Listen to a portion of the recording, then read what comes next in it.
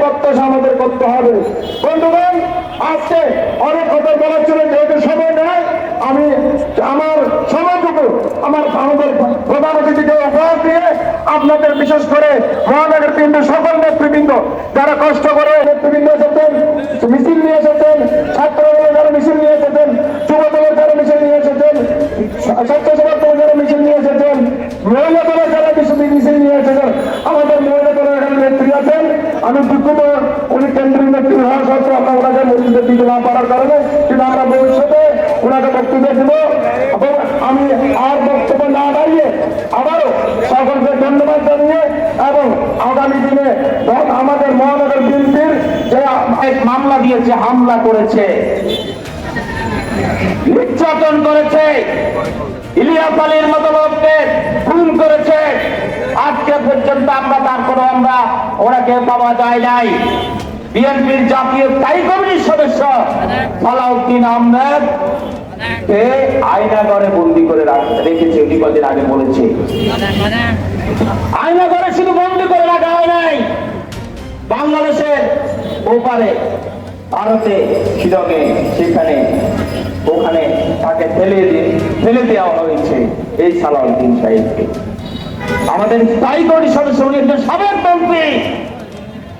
সংগ্রামী বন্ধুগণ, দীর্ঘ 15 বছর অনেক বক্তা বলেছেন, আমাদের অনেক লোক, আমাদের অনেক নেতা কর্মী হত্যাকাণ্ডের শিকার হয়েছেন, হামলা শিকার হয়েছেন, নির্যাতনের শিকার হয়েছেন, কোর্টে যাচ্ছেন প্রতিদিন প্রতিনিয়ত।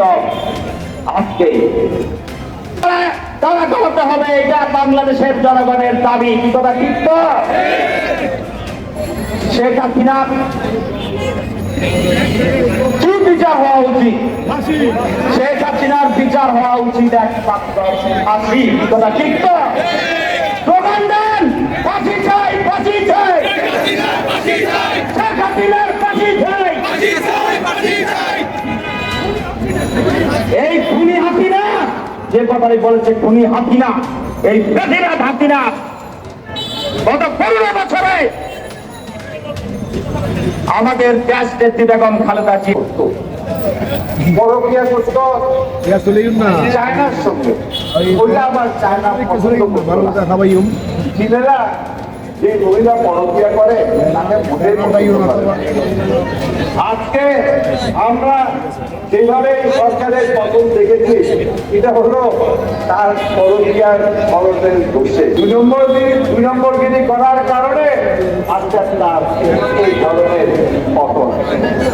ভাই বন্ধুরা, আপনারা যারা আজকে উপস্থিত হয়েছেন, আশা করব, আমি চট্টগ্রামে নেমেছি 72 ঘন্টা হয়ে গেছে মাত্র। আপনাদের সামনে অনেক কিছু বলার ছিল, আরো অনেক কথা এসে যাচ্ছে। এখন ইন্দ্রাজি চামর, ঐতিহ্যবাহী পরিবারের সন্তান দিদি দেবী ঘোষ আইনের বিদেশে কিছু ধরনের আগে পদত্যাগ আছে এখানে। কি বলবে? ভগবানের প্রশংসা, আল্লাহর নামে তসবিহকরণ। কেউ বলে ভগবান, কেউ বলে আল্লাহ, আর কেউ বলে গড। সেই আল্লাহ রাব্বুল আলামিনের প্রশংসায় তসবিহ করবো। আজকের দিনে একটু মেহরবানি করে সকলে তসবিহ করবেন, খুবই খুশি হব।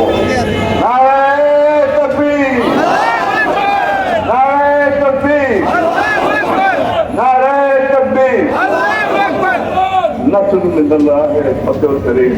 যুগ যুগ জিও আমার প্রিয় চট্টগ্রামবাসী।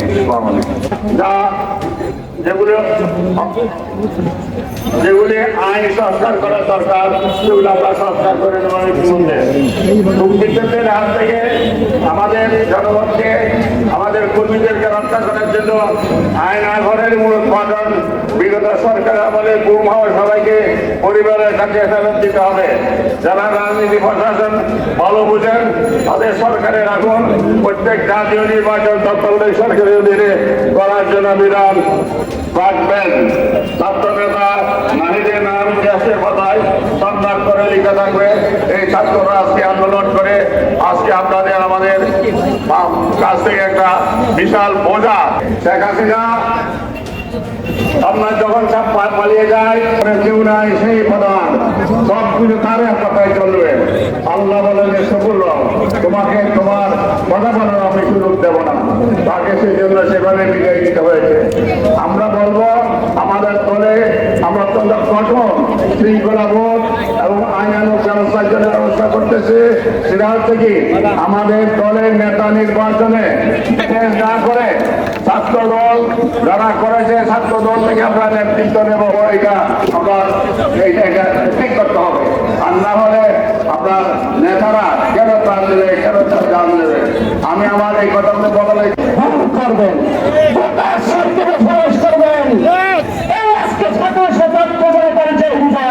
সেই বিজয়কে আমরা সম্মান জানাতে হবে। এই বিজয়ের মানুষকে ইনশাআল্লাহ মুক্ত করতে হবে, জনগণের স্বাধীনতা জনগণের অধিকার নিশ্চিত করতে হবে। বন্ধুরা এ কথাই আমার বক্তব্য সমাপ্ত করছি। সবাইকে ধন্যবাদ। আসসালামু আলাইকুম। সংগ্রামী বন্ধুগণ, আপনারা একটা কথা মনে রাখবেন, দিকে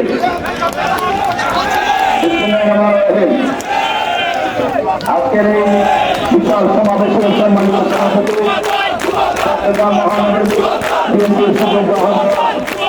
আমাদের সকলের প্রিয় নেতা এরশাদুল্লাহ, আজকের সমাবেশের সকল মানুষের নগর বিএনপি দিয়েছে ফেরাউনের মতো তাদের করতে হয়েছে। তার পরিণতি কি হচ্ছে দেখেছেন। লোক লালসা দিয়ে অল্প বিপদ চালিত সমস্ত নেতা কর্মীরা